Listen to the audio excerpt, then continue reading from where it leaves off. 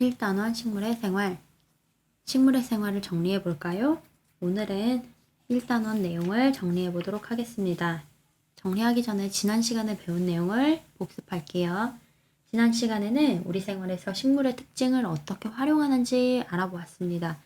그래서 생활 속에서 식물의 특징을 이용한 거로 정원을 꾸민다거나 아니면 사탕수수, 꽃다발, 허브를 이용한 티, 화장품 이런 것들 봤고요. 천연 염색하는 거, 우리가 가장 흔하게 많이 사용하는 건 음식으로 먹는 거죠. 이러한 것들을 알아보았습니다. 그리고 독고마리 열매의 생김새를 활용해서 찍찍이 테이프 만드는 거, 연잎의 특징을 활용해서 방수되는 옷 만들기 이런 거 살펴보았습니다. 오늘은 식물의 생활에 대한 개념을 정리해 보도록 하겠습니다. 과학책 26에서 29쪽이고요. 실험관찰 14, 15쪽입니다. 정리를 하기 전에 26, 27쪽에 나오는 극지방의 식물을 연구하는 과학자를 한번 알아볼게요. 극지방은 남극과 북극 지역을 말합니다. 이곳은 온도가 낮고 바람이 세게 부는 환경이지만 다양한 식물이 삽니다. 극지방에서 사는 식물은 이끼, 버물귀, 장구채 등이 있고 이들은 다른 지역에 사는 식물보다 키가 작습니다. 남극에서 사는 식물이 있고요. 북극에서 사는 식물이 있죠. 먼저 남극에서 사는 식물. 남극 개미자리, 남극 좀새풀, 남극 구슬이끼가 있습니다. 북극에서는 자주버물귀, 북극 풍선 장구채, 북극 이끼 장구채 이런 것들이 있네요. 우리나라의 극지연구소는 남극 세종과학기지, 남극 장보고과학기지, 북극 다산과학기지 등이 있습니다. 이곳에는 극지방의 식물을 연구하는 과학자들이 있어요. 극지방에서 사는 식물을 연구하고 그 환경에 적응한 식물의 특징을 알 수 있고요. 이를 활용해서 우리 생활에 필요한 재료와 도구를 개발할 수도 있습니다. 그리고 지구의 다양한 식물 자원을 보존하는 데에도 도움이 됩니다. 극지방은 식물이 살아가기 어려운 환경이지만 다양한 식물이 살고 있습니다. 극지방에는 이끼, 범의귀, 장구채 등이 살고 있습니다. 극지방의 식물은 환경에 적응하기 위하여 특이한 생김새를 하고 특별한 생활 방식을 유지합니다. 이렇게 극지방에서 사는 식물을 알아보는 극지 연구소들이 있는데요. 북극의 툰드라 지역에는 나무를 제외한 북극 이끼 장구채, 북극 신나물, 북극 담자리 꽃나무, 북극 콩버들, 북극 풍선 장구채, 자주버물귀, 북극종 꽃나무, 북극 황새풀 등 다양한 식물이 살고 있어요. 남극에서도 나무는 볼 수 없지만 지으류, 선태류, 담수조류 이런 것들이 자라고 남극 개미자리, 남극 종새풀 등의 식물이 자랍니다. 우리나라는 북극과 남극에 과학기지를 건설해서 극지 기후변화, 극지 지구 시스템, 극지 생명, 극지 해양 환경, 극지 자원 등에 대한 연구를 하고 있고요.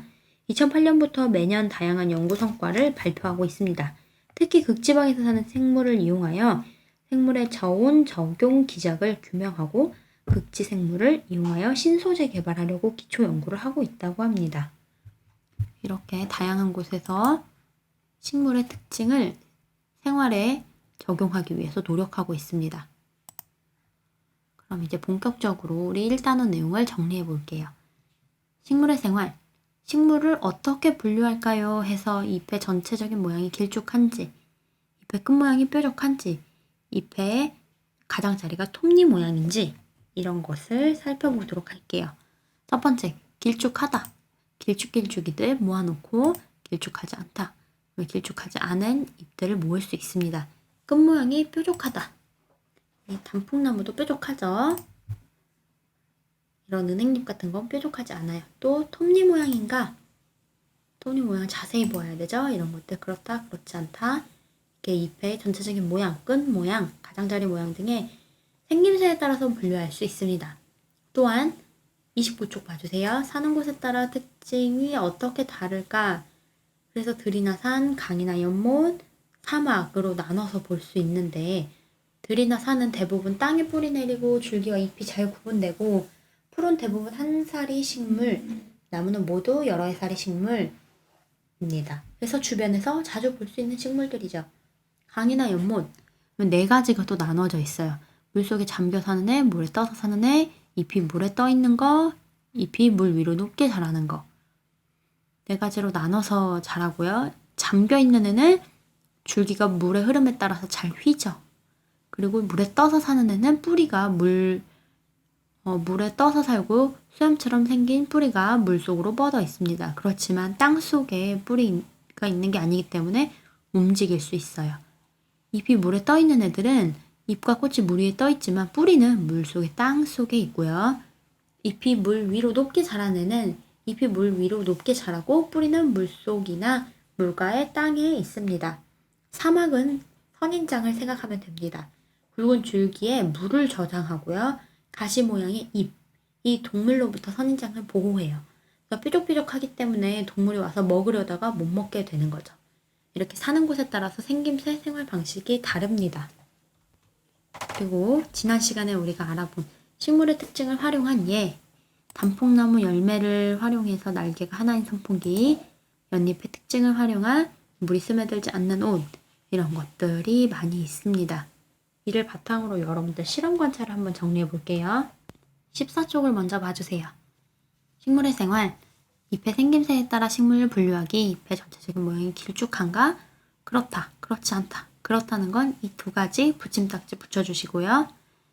그렇지 않다, 얘네 3개 붙여주세요. 두 번째, 끝 모양이 뾰족한가? 그렇다, 그렇지 않다. 뾰족뾰족이 아까 2개, 단풍나무 잎 추가해 주시고요. 그렇지 않다. 2개, 토끼풀하고 은행잎 넣어주세요. 또 3번째, 잎의 가장자리가 톱니 모양인가? 그렇다, 그렇지 않다. 그렇다. 단풍나무, 그리고 토끼풀. 그렇지 않다. 밑에 3개 넣어주시고요. 식물의 생활, 15쪽이에요. 사는 곳에 따른 식물의 특징, 들이나 산. 대부분 땅에 뿌리를 내리며 줄기와 잎이 잘 구분된다. 두 번째, 강이나 연못.